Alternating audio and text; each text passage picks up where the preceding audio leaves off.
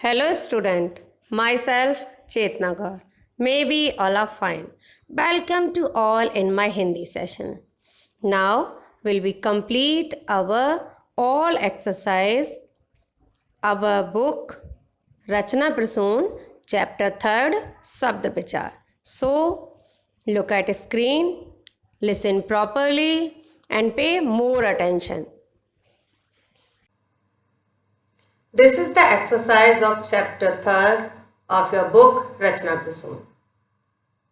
First of all, we will understand orally, then you all must write in your notebook. So, listen properly, pay more attention. Your first question is, उचित शब्दों द्वारा रिक्त स्थान की पूर्ति कीजिए. And here first part is, वर्णों के सार्थक समूह को डैश कहते हैं. And your answer is शब्द. आप सभी जानते हैं भाषा की सबसे छोटी इकाई हम वर्ण को कहते हैं. वर्ण अर्थात ध्वनि का ऐसा लिखित रूप जिसके टुकड़े नहीं किए जा सकते, वह वर्ण कहलाता है. और वर्णों का सार्थक समूह अर्थात विद मीनिंग जो एक ग्रुप होता है उसे हम शब्द कहते हैं. तो योर आंसर इज शब्द. देन योर सेकंड पार्ट ख इज, हिंदी भाषा में शब्दों को डैश आधारों पर बांटा गया है. जब हमने चैप्टर की रीडिंग की थी उस समय से हमने जाना था कि हमने शब्दों को, हमारे पास बहुत सारे शब्द हैं और अपने क्राइटेरिया के हिसाब से हमने उसे अपनी सुविधा के अनुसार अलग अलग पार्टों में बांटा है. और उसके 4 आधार हैं. कौन कौन से? उत्पत्ति के आधार पर, रचना के आधार पर, प्रयोग के आधार पर और अर्थ के आधार पर. सो योर आंसर इज 4 भाग. नेक्स्ट थर्ड ग इज, उत्पत्ति के आधार पर सूर्य डैश शब्द है. सूर्य को हम नॉर्मली क्या बोलते हैं? सूरज. और वो हमने परिवर्तित किया है अपनी सुविधा के अनुसार. तो हमारा आंसर क्या होगा? तत्सम. तत्सम शब्द वे कहलाते हैं जो हम अपनी सुविधा के अनुसार नहीं प्रयोग करते. एज इट जैसे संस्कृत भाषा में से हैं वही हम अपनी भाषा में प्रयोग कर रहे हैं. तो योर आंसर इज तत्सम. नेक्स्ट इज, रचना के आधार पर शब्द कितने प्रकार के होते हैं? अब देखिए, रचना के आधार पर शब्द 3 प्रकार के होते हैं, ऋण शब्द, यौगिक शब्द और योग ऋण शब्द. योर आंसर इज ना 3 प्रकार के होते हैं. Okay, listen again. शब्द 4, तत्सम और 3. अब यहाँ है निम्नलिखित शब्दों के जो आपके ये पार्ट दिए हैं अलग अलग, तत्सम, तद्भव, देशज और विदेशज, इन सभी में अलग अलग हमें बांटना है. अब देखिए, यहाँ हमने आंसर लिखे हुए हैं तो आप इसे आराम से कॉपी कर सकते हैं. तत्सम शब्द वे कहलाते हैं जो संस्कृत भाषा से एज इट हम अपनी भाषा में प्रयोग कर रहे हैं.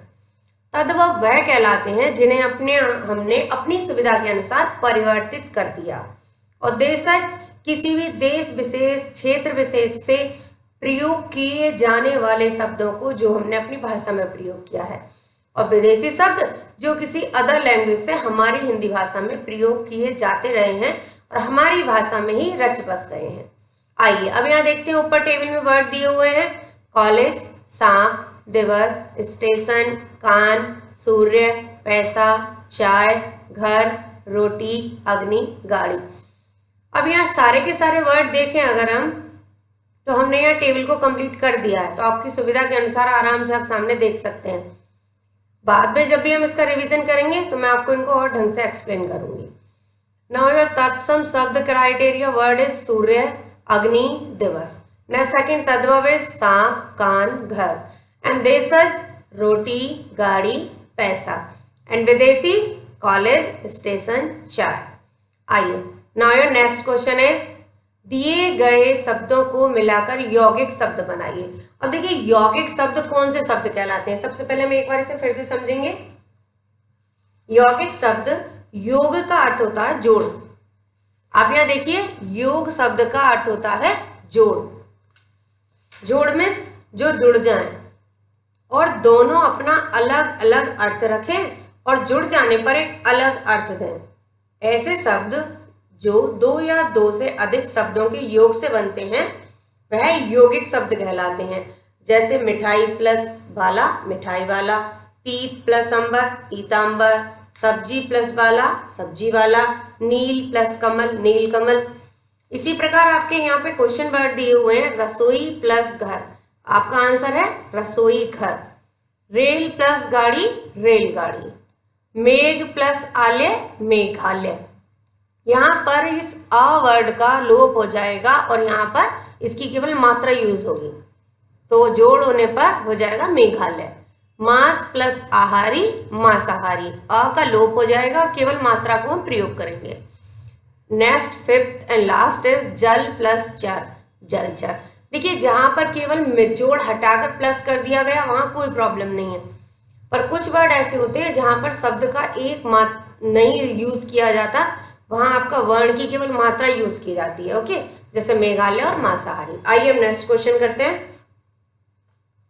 सही उत्तर वाले विकल्प पर सही का निशान लगाइए। वर्णों के मेल से बने सार्थक समूह को कहते हैं शब्द।